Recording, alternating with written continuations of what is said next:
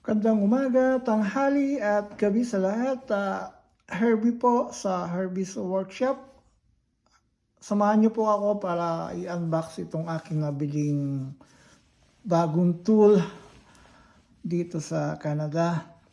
Sinamantala ko lang dahil meron silang Black Friday sale na tinatawag, once lang to sa isang taon, every November, or actually last week dapat eh. So may early Black Friday sale dito nagmula nung November 15, kaya sinamantala ko na. Nabili ko to nung Sabado 23.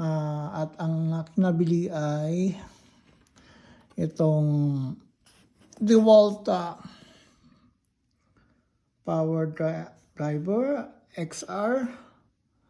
Ito ay DCF 845B. Ito ay may 3-speed impact driver, 1/4 siya. Meron siyang 1,825 maximum fastening torque. Brushless na rin siya. Meron siyang 3 years limited warranty, 1 year free service at saka 90 days na money back guarantee. Ibig sabihin na kapag nasira siya or ano man mangyari, within 90 days, pwede mo siyang ibalik or palitan ng bago o kaya ay ibalik yung pinambili. Matagal ko lang gustong bilhin ang impact driver, kaso nag-aalangan ako dyan sa atin dahil hindi ko sure kung original o hindi, pero most likely China lang kasi maraming DeWalt na galing China. Ito ay original na made in Mexico. So apparently lahat ng parts nito ay galing sa US at saka Mexico at saka ibang bansa, pero ang tanging parts lang na galing China is ito, yung belt holder niya. Kaya sigurado ako rito na kumbaga. Ito nga pala ay may kasamang dalawang battery. Actually ito yung sale eh. Pag bumili ka nito, pwede kang pumili ng isang tool at ito ang napili ko, XR series. Kasi ito yung top of the line sa mga drivers ng DeWalt XR. So pati drill nila, basta XR, matibay, kumbaga top of the line. Ngayon kung matanong nyo bakit ito ang napili ko, samantalang merong DCF 850 na mas maliit. Actually yung pinaka compact sa ngayon sa impact driver na binebenta sa merkado. Pero hindi yun ang kinuha ko kasi hindi siya XR. So ang sa akin kasi subok ko na yung XR dahil merong DCF 887 yung manugang ko na ginagamit ko dito. Matibay talaga considering na 8 years na yun sa kanya. Still okay pa rin ang palo.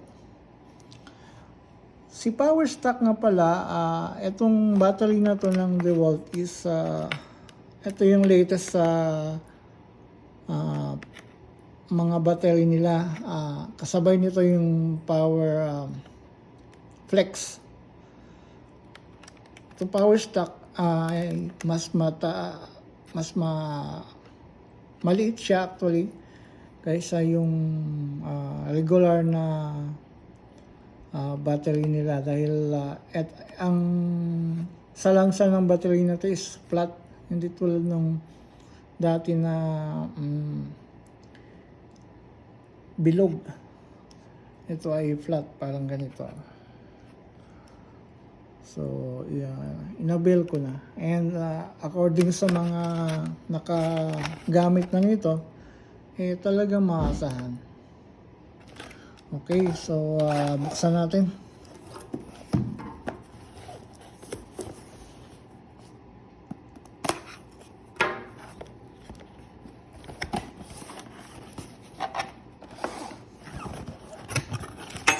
Oops.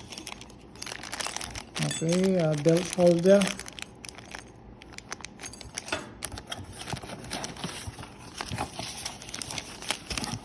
Okay, instruction manual. Ito yung unit. Wow!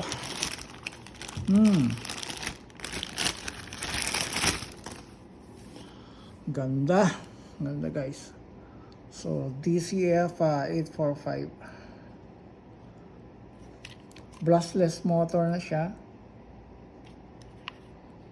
Okay. 3-speed.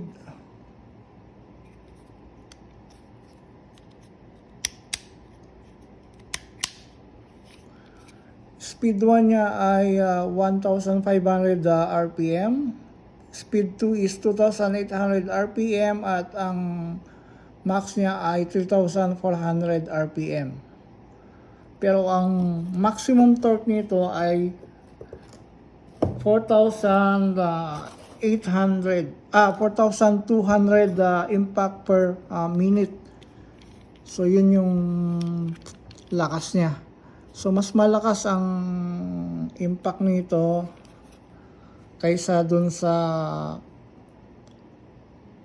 DCF 887 pala, sorry.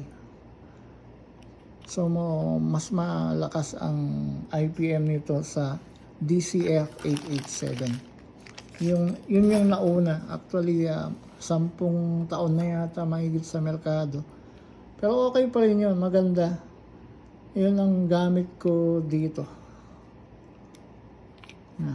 Kaya natin yung battery.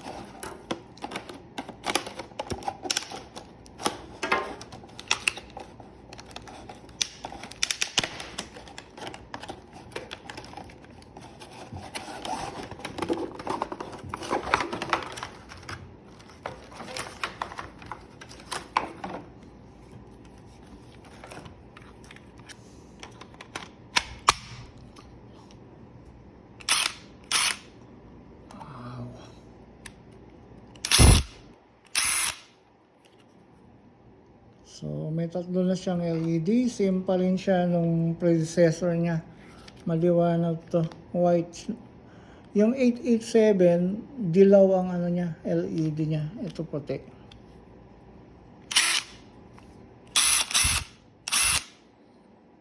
Okay. Ganda. Isa pang feature nito nga pala, guys, ay chip ready na to. Meron binibiling chip para dito. Actually, para sa mga kumpanya yun na maraming ganitong gamit. So, traceable kung nasan siya. So, pwede mo siyang matrace kung nasan siya para alam mo kung nasaan siya. So, parang may GPS locator, ganun yata yun. So, anyway, isa yun sa mga feature niya. Ayan. So, sana magtagal. Paabang nandito ako, gamitin ko to para kung sakali man, at least kung habang nandito pa tayo. So, variable speed siya guys. Habang dinidilan mo, bumibilis siya.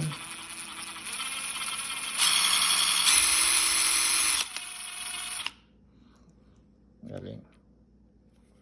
Alright. Check natin. Sana tumagal.